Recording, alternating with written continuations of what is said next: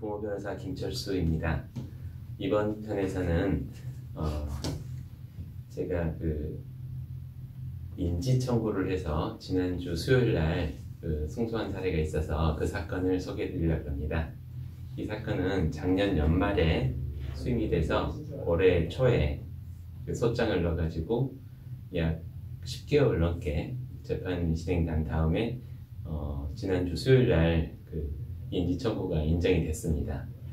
인지 청구라는 것은 아버지로부터, 아버지의 딸이고 아들이고, 그런데 혼인 신고가 안 된 상태에서 아이를 낳았을 때 나중에 신생 법률상의 친자 관계임을 확인해 주는 그런 것을 인지 청구라고 합니다.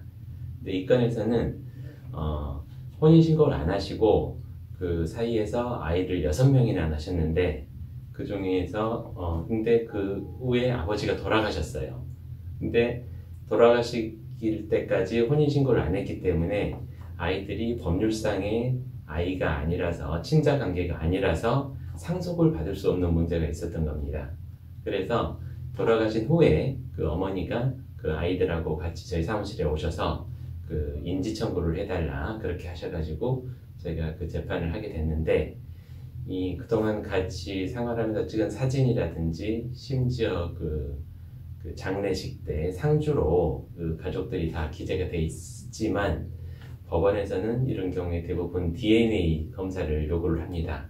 그래서 돌아가신 아버지의 아버지, 즉 할아버지나 할머니도 이미 돌아가셨고, 그런데 아버지의 형제 자매, 형제와 여동생이 살아계신 분이 있어가지고 그분들과 DNA 검사를 해서 다행히 친생관계가 인정이 된 겁니다.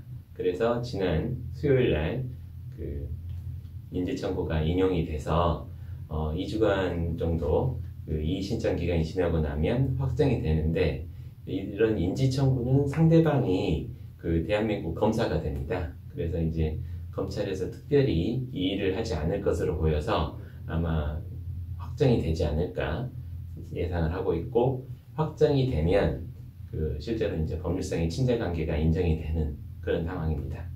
이 사건은 좀 저한테는 큰 의미가 있었던 것이, 저희 지인이 저를 위해서 유튜브 동영상을 이 김철수 TV, 부모 변호사 김철수 TV가 만들어지기 전에 하나 만들어 주신 게 있어가지고, 그것도 이제 부모 변호사 김철수 이렇게 쳐가지고 찾아보시면 그 동영상이 하나 있는데, 그 동영상을 보시고 저에게 이제 오셔서 이 사건을 맡겨주셨던 사건이라서 아주 저에게는 큰 의미가 있고, 그 사건이 결과도 잘 나와서 저에게 아주 기쁜 사건이었습니다.